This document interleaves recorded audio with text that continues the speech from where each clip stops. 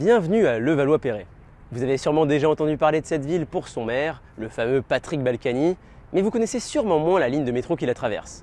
Moyennement fréquentée, moyennement longue, elle est pourtant pleine de contrastes. Bienvenue aujourd'hui pour les secrets de la ligne 3.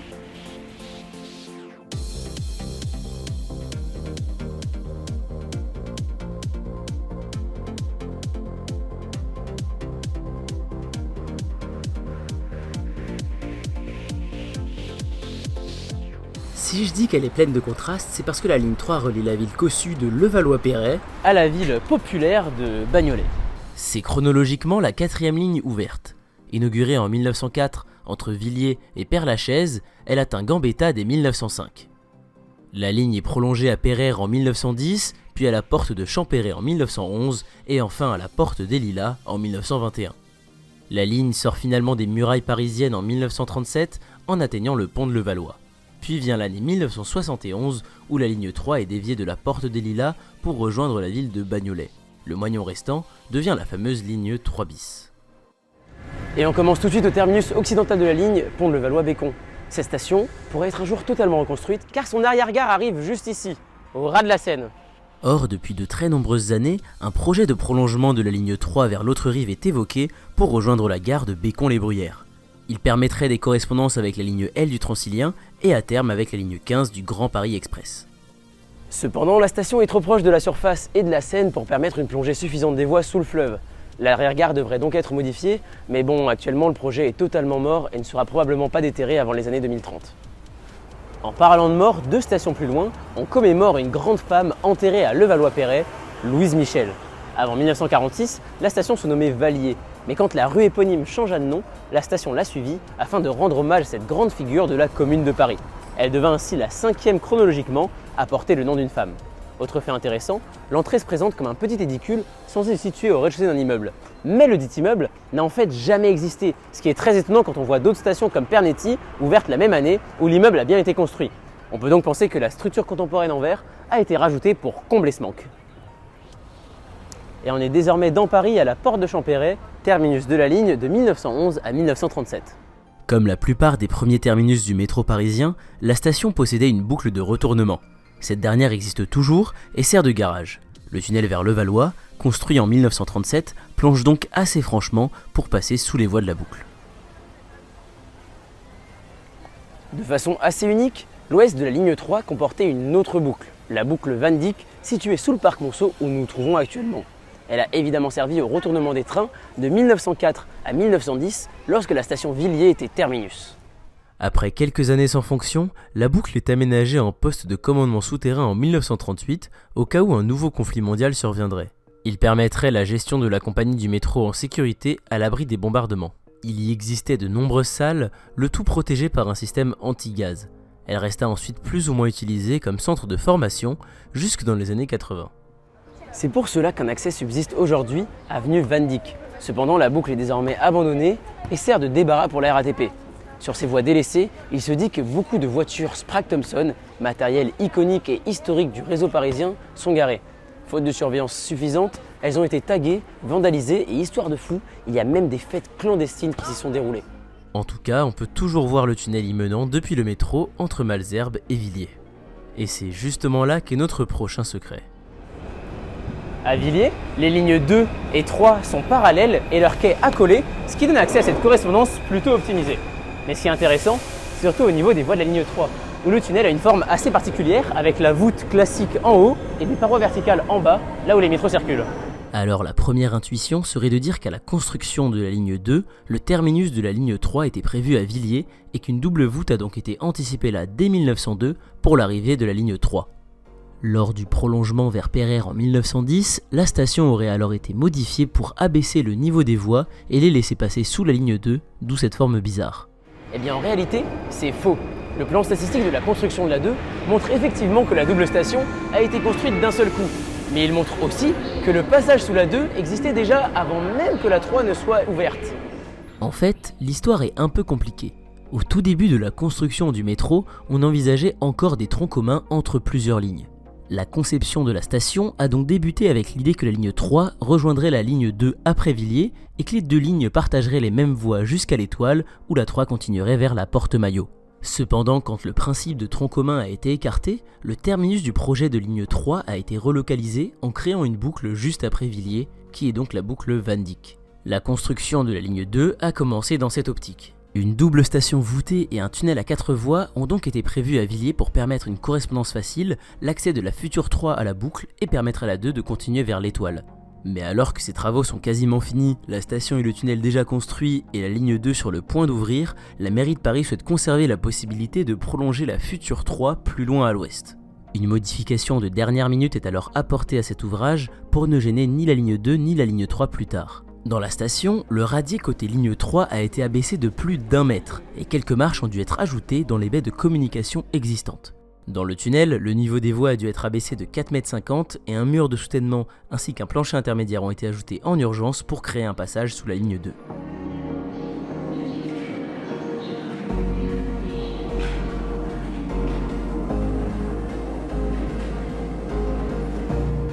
La station Villiers ouvre donc en janvier 1903, quelques mois en retard par rapport à l'inauguration de la ligne 2, mais directement dans sa configuration actuelle.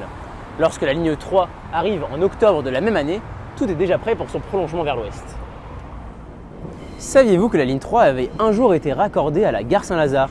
Eh oui, un lien a existé entre les voies du métro et les voies du train lors de la construction de la ligne afin d'évacuer les déblais plus rapidement via le train. La ligne 3 est située au même niveau que les voies du train sous la rue de Rome.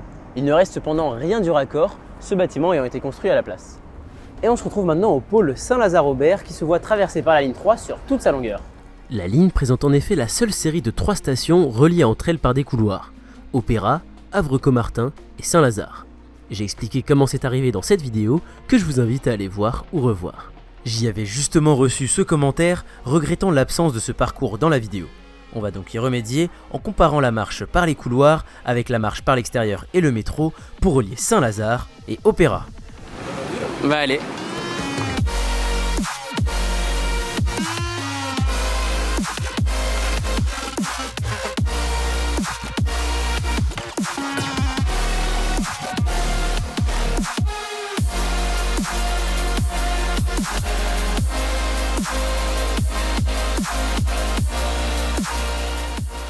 Lors de notre essai, le métro a été le plus rapide avec un temps de 8 minutes 26. Vient ensuite la marche moins d'1 minute plus tard, même si on arrive aux alentours de l'Opéra bien avant. Le passage par les couloirs arrive sans surprise bon dernier avec 11 minutes et 29 secondes. Comme vous le voyez, le métro ne fait pas gagner de temps, alors privilégiez la marche pour profiter de la belle architecture parisienne, mais surtout pour économiser de l'argent. D'ailleurs, l'argent, c'est le thème de notre prochaine station, Bourse. Située devant le Palais Brongniart, ancien siège de la Bourse de Paris, elle se démarque par ses très jolies entrées se fondant dans la clôture du palais avec leurs couleurs noires et leurs panneaux uniques.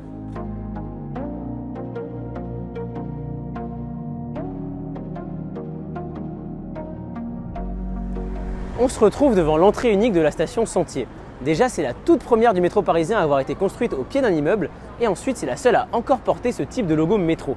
Cette rondelle d'inspiration londonienne date de la fin des années 30. Ce modèle fut disposé dans seulement quelques stations et Sentier est la seule l'ayant conservé jusqu'aujourd'hui.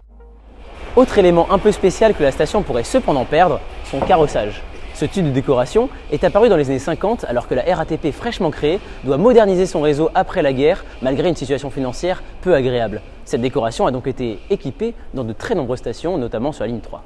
Le carrossage est en fait un simple lambris métallique fixé au-dessus des murs maçonnés de la voûte. Cet aménagement permet de cacher les infiltrations sans les réparer, mais aussi d'afficher des pubs bien plus grandes qu'avant. Il est cependant bien moins pratique pour entretenir la voûte et son style est désormais totalement démodé. C'est pour cette raison que toutes les stations équipées sont progressivement décarrossées, comme ici à Wagram, qui retrouvera bientôt ses carreaux blancs originels. Dans l'épisode précédent, je vous ai expliqué le terrible incendie de Couronne et je vous ai notamment dit ça. Des mesures ont donc été prises à la suite de celui-ci afin d'éviter qu'il ne se reproduise. La séparation du circuit électrique des voies et de celui de l'éclairage, la construction de 2 sorties dans toutes les nouvelles stations. Eh bien, l'incendie ayant eu lieu en 1903, c'est-à-dire pendant la construction de la ligne 3, certaines de ces stations étaient dotées d'un second accès en urgence. La précipitation dans leur conception a fait aller au plus simple, rapide et économique, comme ici à Réaumur-Sébastopol. On peut à peine se croiser dans ce couloir et il y a un seul tourniquet par sens. L'accès secondaire de cette station possède le plus petit entourage Guimard de Paris et est le premier à avoir abrégé métropolitain en métro.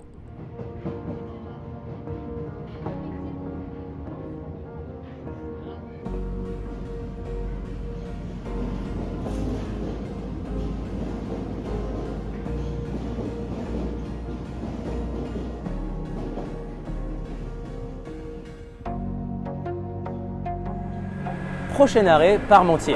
Cette station est unique pour son carrossage qui est composé d'un trihiver qu'on ne retrouve nulle part ailleurs.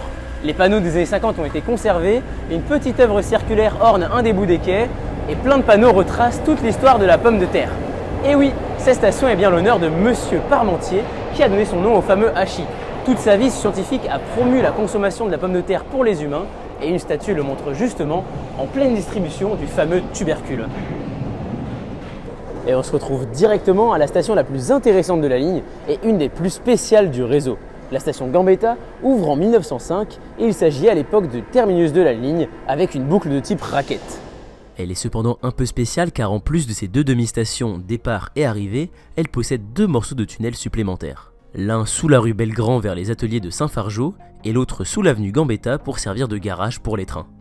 A l'époque, Gambetta est précédée par la station Martin-Nadeau. C'était la plus courte interstation du réseau avec à peine 150 mètres entre les deux.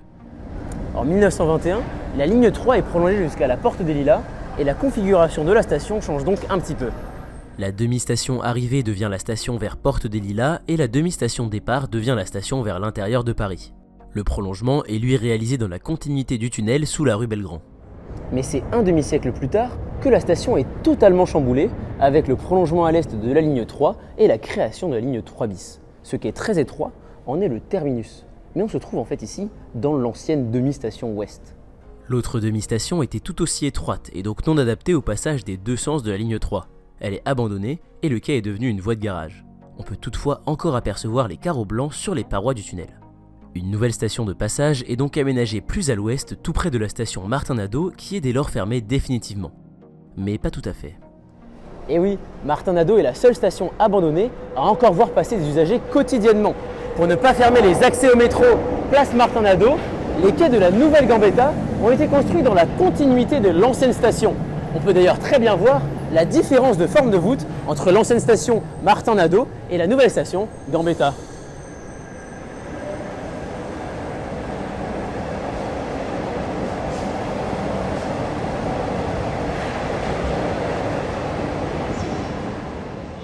Avec cet aménagement, Gambetta est la station avec la plus longue plateforme continue du réseau, avec presque 300 mètres et contenant les quais de 2 lignes. On peut même marcher sur toute la longueur de l'ancienne interstation Gambetta-Martin-Nadeau. L'ancien tunnel de la boucle est en fait devenu le couloir de correspondance vers la ligne 3 bis. On a fini avec Gambetta et on continue sur la 3 vers Bagnolet. Le prolongement de la ligne 3 à Bagnolet mit fin à un trou de 19 ans dans le développement du réseau parisien, la plus longue période sans prolongement de son histoire.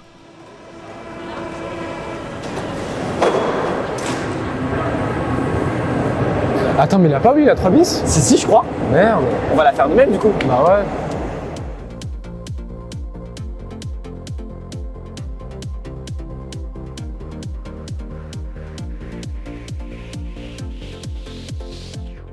La ligne 3 bis est un vestige du segment Gambetta Porte des Lilas de la ligne 3, ouvert en 1921. 50 ans plus tard, la ligne 3 est prolongée jusqu'à Bagnolet et abandonne son ancien tronçon du 20e arrondissement. Créer une branche aurait provoqué un trop gros déséquilibre de fréquentation. C'est ainsi que la plus courte ligne du réseau fut créée, la 3 bis. Le tracé de 1300 mètres croise la ligne 3 bien sûr au sud, mais aussi la ligne 11 et le T3B au nord. Le matériel roulant est constitué de rames MF67, déjà existantes, réduites à 3 voitures dont certaines gardent quelques vestiges de leur passé, comme la rame 023, équipée d'indicateurs de destination, un héritage de son passé sur la ligne 7. On se retrouve donc une station après le terminus sud, à Pelleport. Station qui est au bout des garages de 1905, qui servait alors au train de la ligne 3 qui était terminus à Gambetta.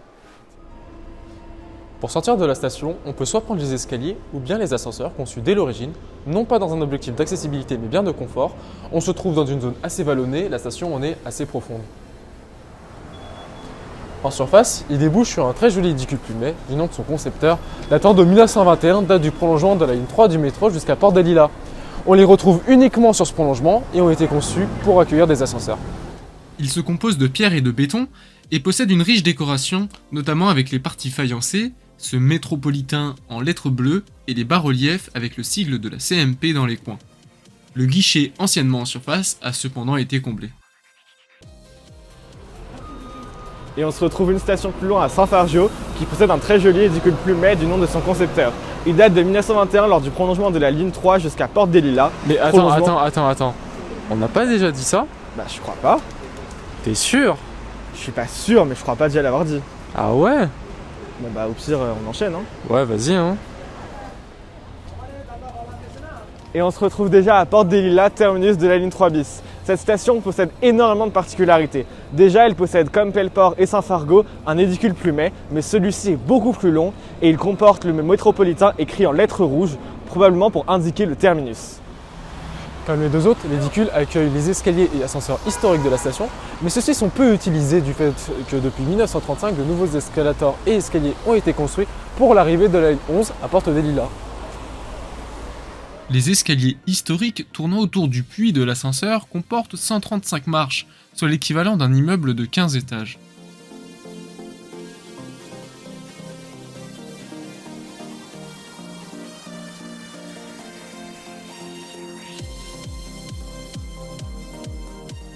Comme vous le savez maintenant, Porte des Lilas va passer deux lignes, la 3 bis et la 11.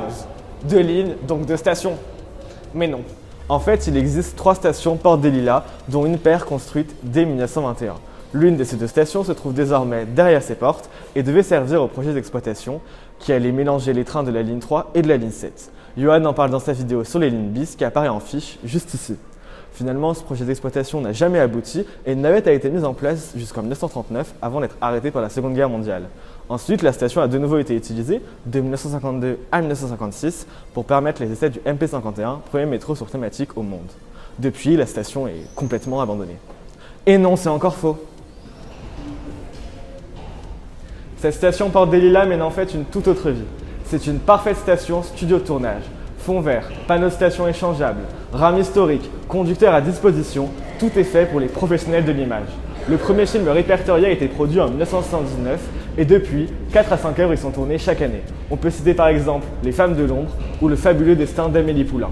Ces œuvres mènent parfois à de sacrés anachronismes, comme par exemple Abbesse, qui n'a jamais reçu ce décoration. L'autre station est celle où absolument tous les Parisiens sont évidemment passés pour prendre la ligne 3 bis. Après celle-ci, les trains font demi-tour grâce à une boucle, l'avant-dernière construite sur le réseau parisien. Une telle infrastructure est assez étonnante pour une si petite ligne, surtout en comparaison au terminus de Gambetta, qui ne comporte même pas d'arrière-station.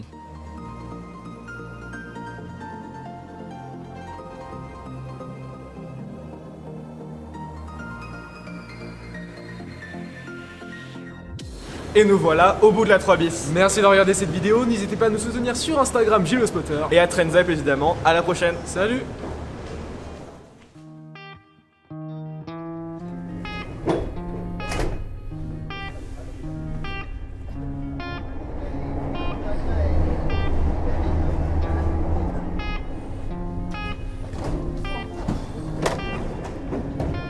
Et on est maintenant à Gallieni, terminus de la ligne.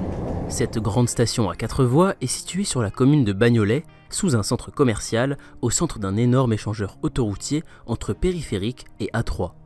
6 lignes de bus desservent sa gare routière sous les viaducs de l'autoroute. Gallieni donnait il y a quelque temps encore correspondance à la gare routière internationale parisienne qui se situait juste derrière ses portes. Elle a cependant fermé en 2020 après moins de 30 années d'existence. On ne connaît encore rien du sort de cette grosse infrastructure. Abandon définitif, réouverture ou reconversion, dites vos meilleures idées en commentaire. Et maintenant qu'on est au bout de la ligne, c'est parti pour le florilège de petits secrets. Et cette fois-ci, il est plutôt fourni.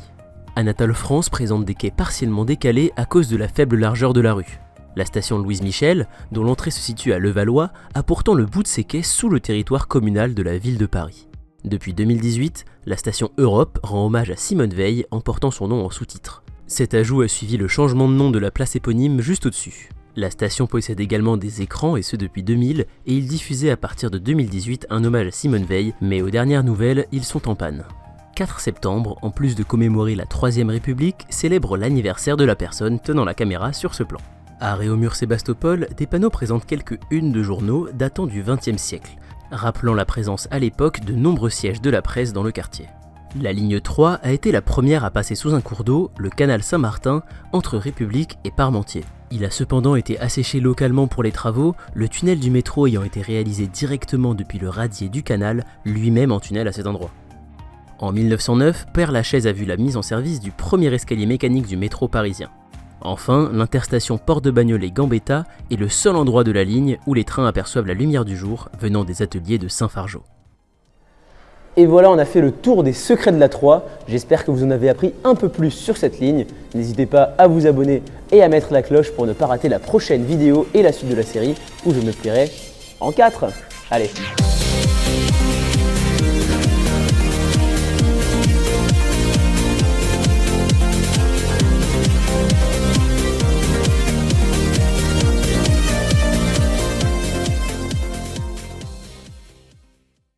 Ah, c'est la crise au moins que mec! J'ai pas compris.